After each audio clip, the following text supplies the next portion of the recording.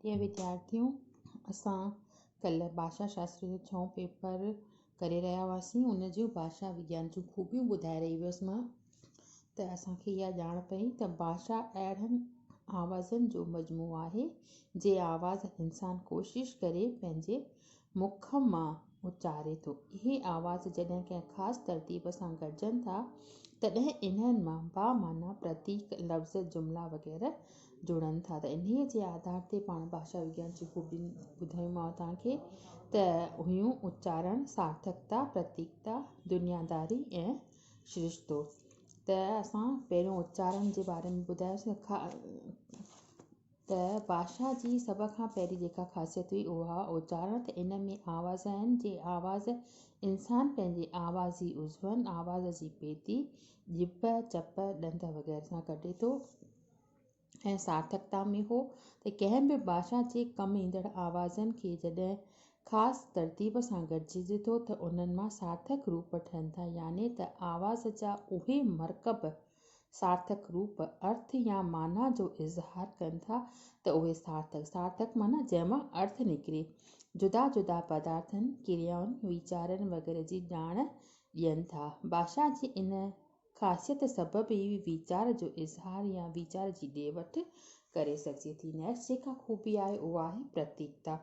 प्रतीकता में ॿुधायो वियो आहे त भाषा में जेके सार्थक अखर अचनि था उहे प्रतीक आहिनि। प्रतीक उनखे चइबो आहे जो कंहिं ॿिए पदार्थ जो निशान रूप बणिजे, उन पदार्थ जी ॼाण या अहसासु कराए। जीअं त इंसान जॾहिं कंहिंखे हथ जोड़े नमस्कार करियूं था, असां जॾहिं कंहिंखे हथ जोड़े नमस्कार करियूं था त उहे जोड़ियल हथ ख़ुदि जी इज़त कोन्हनि, मगर उहे इज़त जे इज़हार लाइ प्रतीक आहिनि। साॻीअ तरह भाषा में जेके सार्थक रूप कमु अचनि था उहे ख़ुदि को पदार्थ कोन आहिनि, मगर किन ॿियनि पदार्थनि, वस्तु, वीचार, क्रिया वग़ैरह जे बदिरां कमु अची उन्हनि पदार्थनि जी ॼाण या अहसासु कराइनि था। जीअं त जॾहिं असीं घोड़ो लफ़्ज़ चऊं था तॾहिं उहो लफ़्ज़ को ख़ुदि घोड़ो पदार्थ कोन्हे। घोड़ो लफ़्ज़ जेको आहे उहो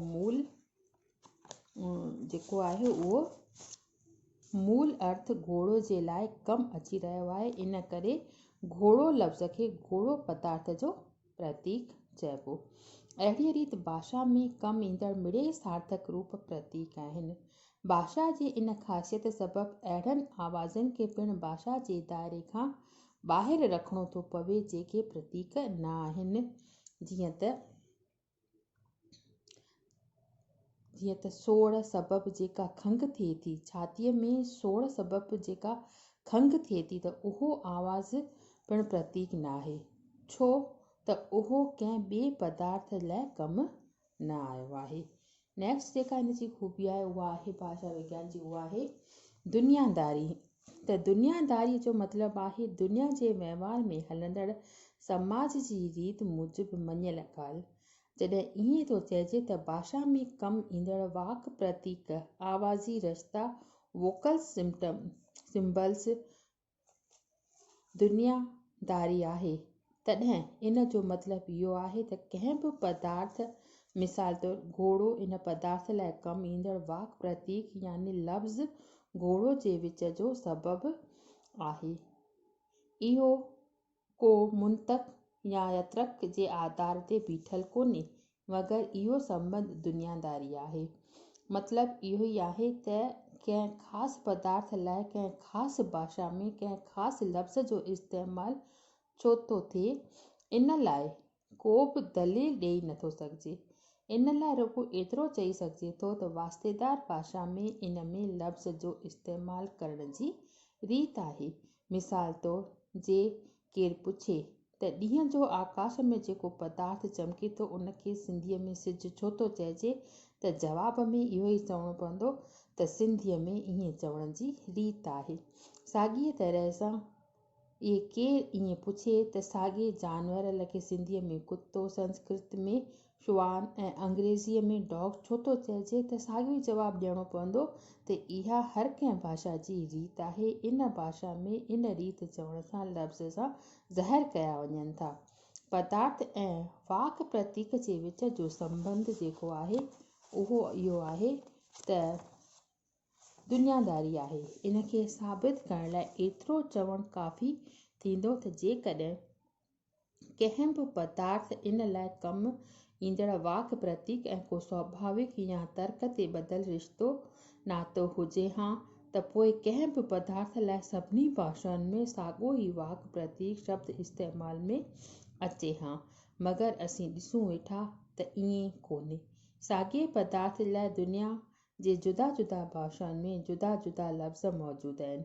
हक़ीक़त इहा आहे त दुनिया में जुदा जुदा भाषाउनि जी उत्पत्तीअ जो मूल कारण भाषा जी इहा दुनियादारी जे उसूल मूजिबि जॾहिं साॻिए पदार्थ लाइ जुदा जुदा लफ़्ज़ इस्तेमाल में अचनि था त साॻिए दुनियादारी जे उसूल मूजिबि इन्हनि लफ़्ज़नि जे इस्तेमाल जा जुदा जुदा तरीक़ा व्याकरण जा नियम मुक़ररु थियनि था। तॾहिं ई जुदा जुदा भाषाऊं जनमु वठनि थियूं। अलबत् हर कंहिं भाषा में कुझु अहिड़ा लफ़्ज़ बि थियनि था जेके आवाज़ जे नकुल ते जुड़ियल हूंदा आहिनि। अहिड़नि लफ़्ज़नि में अक्सर थोरो घणो वास्तो पदार्थ सां ॾिसणु ईंदो आहे। जीअं त सिंधीअ में जंहिं पखीअ या कांउ छॾिबो आहे उन जे आवाज़ खे कांय कां चइबो आहे। साफ़ ज़ाहिर आहे त इन पखीअ कांव नालो संदसि आवाज़ कां कां करे ई पियो आहे। या मोटर साइकिल या फटफटी इन्हनि जा बि आवाज़ अहिड़ी रीति ऐं उन्हनि जा नाला उन्हनि जे आवाज़ ते पिया आहिनि। हिते इहा ॻाल्हि असांखे ध्यान में रखणु खपे त दुनिया जे सभिनी भाषाउनि में कां कां कंदड़ पखीअ खे कांव चइबो आहे, पर चवण जो मतिलबु इहो आहे त कंहिं बि पदार्थ ऐं कमु ईंदड़ शब्द जे विच में नातो आहे उहो दुनियादारी आहे, न कि लॉजिकल। नेक्स्ट जेका आहे भाषा जी ख़ूबी आहे उहा आहे सिरिश्तो। सिरिश्ते जो मतिलबु आहे त किन बि अलॻि अलॻि जुज़नि में को अहिड़ो नियम ॿधो रस्तो हुजे जंहिं सबबि उहे पाण में गॾिजी कमु कनि था। जीअं त मशीन जे पुर्जनि जो पाण में गहरो रिश्तो थिए थो। नृत्य कंदड़ बि खणी सघिजे थो। भाषा में का तरतीब या को रिश्तो आहे। भाषा का बेतरतीबी आवाज़नि जो मजमो कोन्हे। भाषा जा मिड़ेई अंग आवाज़ हिन जेका रीत आहे उन्हनि जे अकॉर्डिंग थिए थो। ख़ासि मजमूए ज़रिए प्रयोग हर का भाषा हिकु मख़सूस रिश्तो आहे जंहिं जो इस्तेमालु रुॻो उहे करे सघनि था जेके उन जा ॼाणू हुजनि।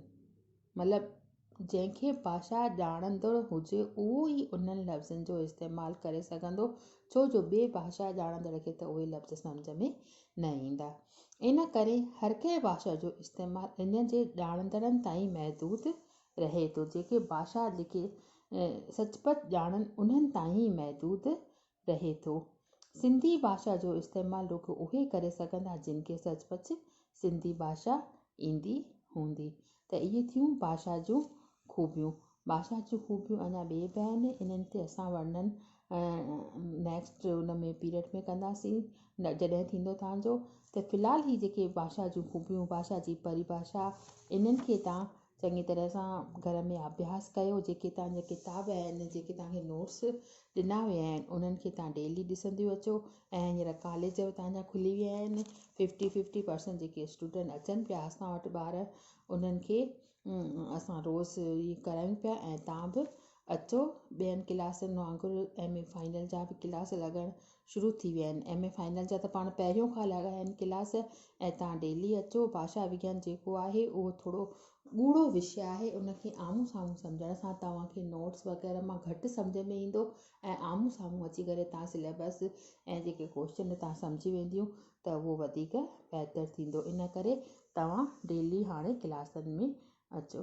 बसि अॼु एतिरो ई।